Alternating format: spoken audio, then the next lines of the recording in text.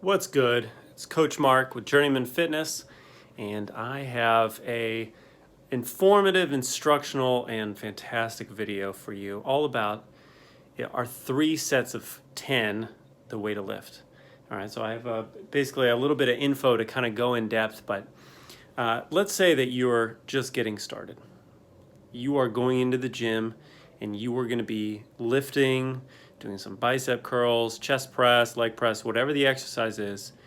Typically, when you're first getting in, the big thing is do 3 sets of 10 and then move on. And then every week, try to raise the weight just a little bit, right? Or, do 12 reps the next week. Anyways, the problem is when you're a beginner, 3 sets of 10 is good until it is not. And when it is not good is when you are not making any kind of progress, or you don't know how to make any progress. You don't know when should I do more reps, when should I do less reps, when should I do more weight, when should I do less weight. So if you're just starting out, right, how do you know how many reps to do, how many sets to do?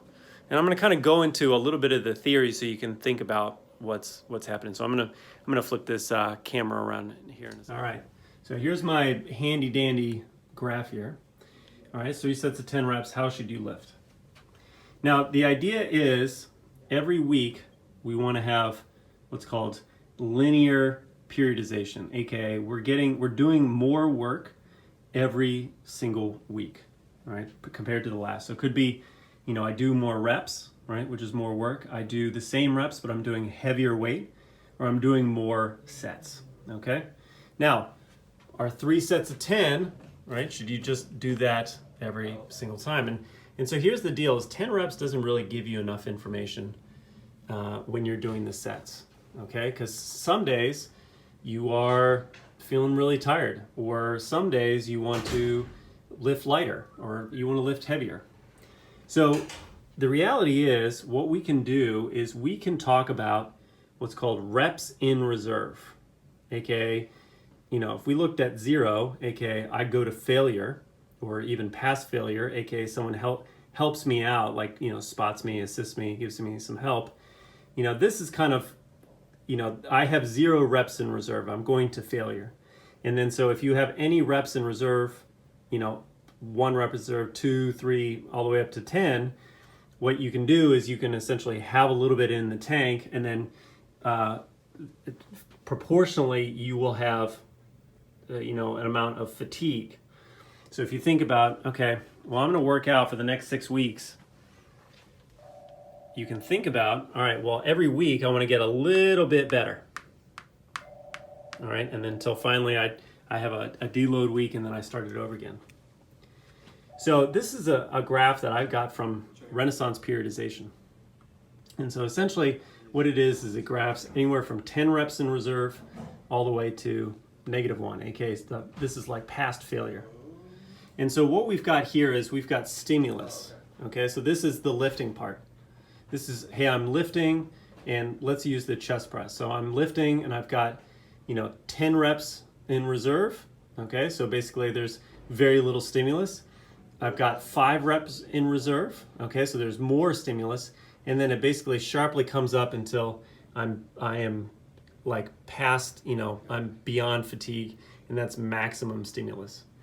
Well, you have to realize that the more you lift, it's not just one day, but it's an accumulation of stuff. So as you begin to lift, all right, so you lift to failure, well, the fatigue somewhat proportionally comes up with it. So if you lift to failure, you're going to have one really, really strong day, but then you are, and this is the stimulus to fatigue ratio, basically you are not going to be able to have great sessions afterwards.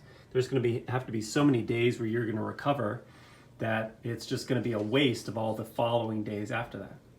So what we can do is we can see that in between, somewhere between 5, right, and basically failure, right, which is, kind of a sharp intake, is this sweet spot where there's a lot of area under this stimulus to fatigue ratio. Basically, there's this gap between how much stimulus you get and how much fatigue. so that as you kind of go from session to session to session, you're managing how fatigued you are. And so, you can get in weeks and weeks and weeks of progression without getting to this point here where the fatigue is so high that you just basically feel like garbage, okay? So a good way of saying that is maybe the first week of working out, you do 3 sets of 4 reps in reserve, okay? Or 4 reps from failure. And then the next 2 weeks you do 3 reps from failure, and then 2 reps from failure. And then last one, 1 rep from failure, and then deload. And then from there you can either restart, you can go heavier in the weight, or you can choose different exercises. So what that allows you to do, hold on, let me turn this. All right, so basically what happens is, with this reps in reserve, what we can do is we can say, not only am I going to have a great training session because I'm going to be able to, have some structure to my lifting. The first week I'm going to go 4 reps in reserve. But not only that is the fatigue's not going to be so crazy. So 2 days later when I show up, I'm not going to feel like I got hit by a Mack truck. And that's usually what we see is we usually see the beginners basically hit it to failure. And then 2 days later when they need to work out again, they're so fatigued that the motivation is low. They're not able to get quality reps. And there's no way that they're able to get a little bit better than Monday, or 2 days beforehand, because they've just run themselves into the ground. So reality is we don't need the first person or the beginning of your workouts to be up here to feel like, oh yeah, we went to failure and we really exhausted the muscle. In reality is we need you to be down here so that there is an opportunity for you to lift more and more and more as the weeks go on. And there's some kind of structure so that whether you're doing the chest press or bicep curl or leg press, you have an idea of, okay, this is like how much work I can do for this exercise. Because you may be really good at chest press and you may really suck at the bicep curl or tricep press down or whatever it is, okay? So you can apply this differently for every single exercise. So next time that you're working out or saying, hey, I'm gonna do this, is the first week for all your sets, go 4 reps in reserve. And then go 3, 3, 2, 2, 1, and then have basically a deload. And usually for the deload, what I like to do is just match whatever you did for this guy here. All right, so hopefully that explains a lot, gives you some structure. I know it's a lot of info, but there's gonna be a lot of info that builds off of that so that you are gonna crush it in the gym.